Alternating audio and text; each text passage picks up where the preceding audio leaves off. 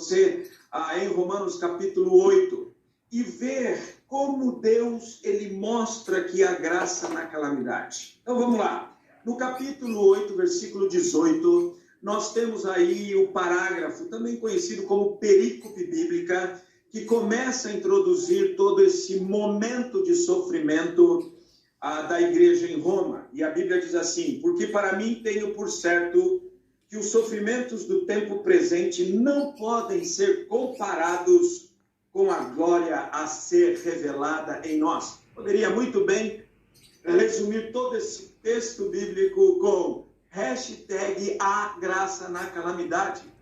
Paulo, inspirado pelo Espírito Santo, diz: nós vamos sofrer.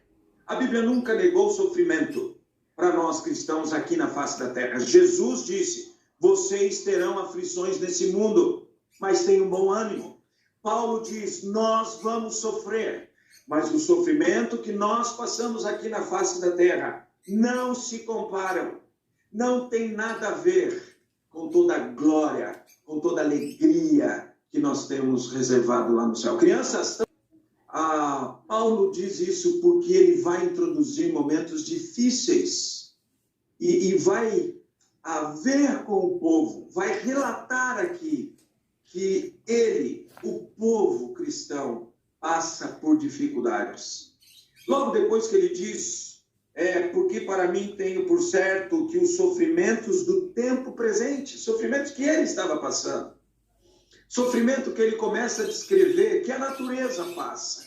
Nos versículos 19, 20, 21, ele diz: a natureza, a criação, ela padece, ela sofre por causa do pecado do homem, por causa da queda humana.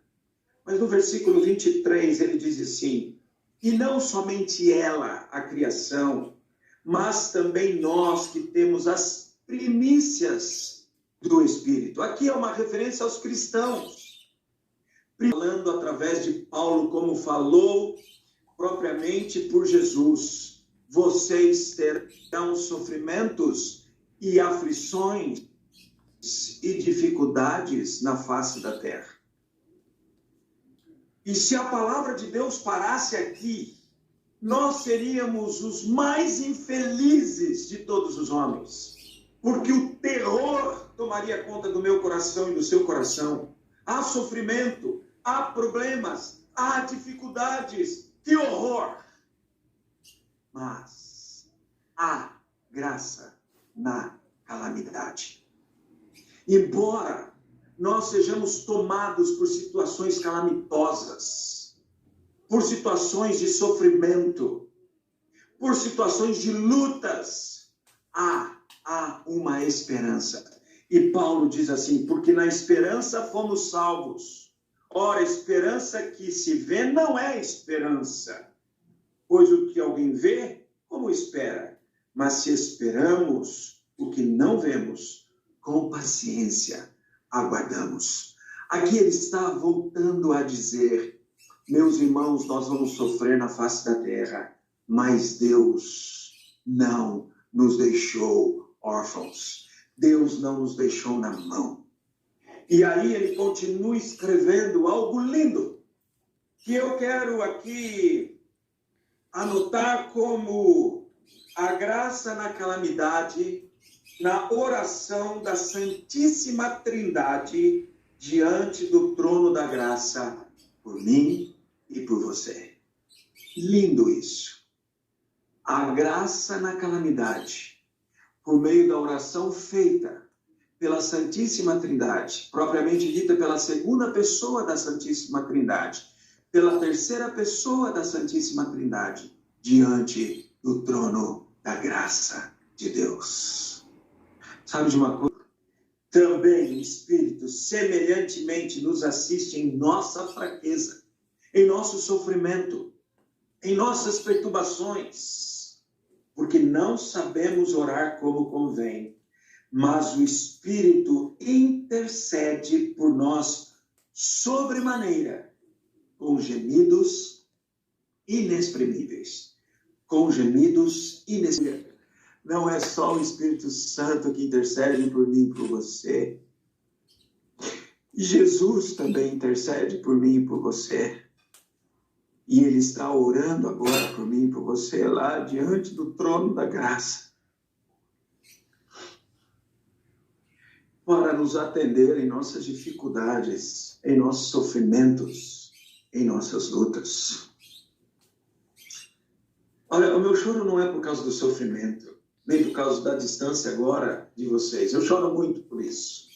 Mas o meu choro agora foi em pensar: quem sou eu para receber tamanha graça? Eu não fiz nada para merecer isso.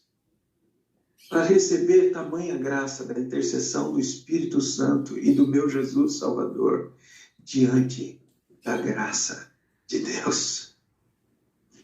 E sabe, Paulo, inspirado a escrever isso pelo Espírito Santo de Deus, no momento de tremenda e profunda perseguição, sofrimento, dificuldades da vida.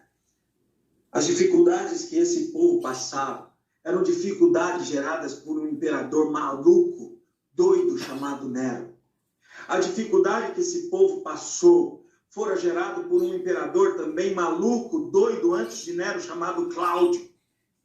As dificuldades que esse povo vai continuar passando com a chegada de demais imperadores malucos, doidos, que perseguiam a igreja. Nero descobriu que era um espetáculo para o mundo matar crente nas arenas, queimar crente vivo nas estradas de Roma. E ele não media as consequências em pegar famílias inteiras e botar em arenas para serem trucidados por animais, para servirem como espetáculo para o mundo. Aliás, Paulo fala isso em 1 Coríntios capítulo 4. Muito sofrimento, muita dificuldade. Em meio a toda essa luta, o Espírito Santo inspira Paulo e diz: conte à igreja, que em meio a muito sofrimento, em meio a muita calamidade, a minha graça bastará a vocês. E graça que é vista através da intercessão do Espírito Santo e de Jesus diante do trono da graça de Deus. Mas eu paro aqui o texto. Quero olhar com vocês agora para os versículos 31 a 39, que diz assim: que diremos, pois, à vista dessas coisas? Se Deus é por nós, quem será contra nós?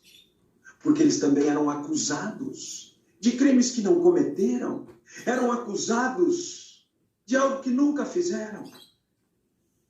Aquele que não poupou o seu próprio filho, antes por todos nós o entregou, porventura não nos dará graciosamente com ele todas as coisas? Há um comentarista conhecido como Warren Wiersbe, e ele escreve algo muito interessante quando ele faz uma análise do versículo 32, dizendo que Deus se relaciona com seus filhos com base na graça e não com base na lei. Oh, aleluia! Se Deus não poupou o seu filho por mim e por você, não nos dará graciosamente com ele todas as coisas? Quem nos condenará? É Cristo Jesus quem morreu por nós. Quem nos separará do amor de Cristo? Será tribulação, angústia, ou perseguição, ou fome, ou nudez, ou perigo, ou espada, ou coronavírus 2, ou a Covid-19? Como está escrito: por amor de ti somos entregues à morte o dia todo, fomos considerados como ovelhas para o matador. Em todas estas coisas, mesmo sofrendo, mesmo tendo que lidar com situações muito difíceis que estamos passando no dia de hoje, porém somos mais que vencedores por meio daquele que nos amou. Gente, mais que vencedor é mais que o primeiro lugar. Crianças, lembra-se da história da peste antonina? As pessoas eram abandonadas à beira das estradas, nas florestas da época, nas ruas, por causa da pandemia conhecida no ano 165 depois de Cristo e perdurou por 15 anos, conhecida como peste antonina. As pessoas eram abandonadas e a igreja ia lá e cuidava delas, porque aprenderam que em dificuldades, em sofrimentos, em aflições, em pandemia, Deus não nos abandona. Por isso há graça na calamidade. Olha só o que diz o texto. Em todas essas coisas, porém, somos mais que vencedores por meio daquele que nos amou. Porque eu estou bem certo de que nem morte, nem vida, nem anjos, nem os principados, nem as coisas do presente, nem do porvir, nem os poderes, nem as coisas do presente, nem a pandemia do coronavírus 2 e da Covid-19, nem altura, nem profundidade, nem qualquer outra criatura poderá separar-nos do amor de Deus que está em Cristo Jesus, nosso Senhor. Deus não nos abandona em meio ao sofrimento e à dificuldade. O homem abandona, o ser humano abandona, mas Deus jamais. Paulo foi abandonado por muitos, quando foi preso, quando foi injuriado, quando foi castigado. Mas Deus jamais abandonou Paulo. Pode ser que eu e você já tenhamos sido abandonados por alguém, mas Deus nunca nos abandona. E eu quero terminar fazendo 4 considerações sobre esse texto que lemos agora. Uma delas é uma consideração de um teólogo conhecido como Henry, que com respeito ao versículo 18, que diz que os sofrimentos do tempo presente não se comparam com o que está por vir. Ele diz assim: há algo por vir, algo por trás das cortinas, algo que supera tudo. Aleluia, aleluia. A segunda consideração que eu quero fazer é que em nossa calamidade somos amparados pelas intercessões do Espírito Santo e de Jesus diante do trono da graça de Deus. Diante da calamidade, somos amparados pela intercessão do Espírito Santo e de Jesus diante da graça de Deus. Terceira consideração. Em meio aos golpes da calamidade, somos mais que vencedores por meio daquele que nos amou. Nunca se esqueça disso. E terminando, nenhuma calamidade irá impor qualquer perda ou afastamento do nosso desfrute, do amor de Deus em Cristo Jesus, porque o Senhor nunca, nunca, nunca nos abandona.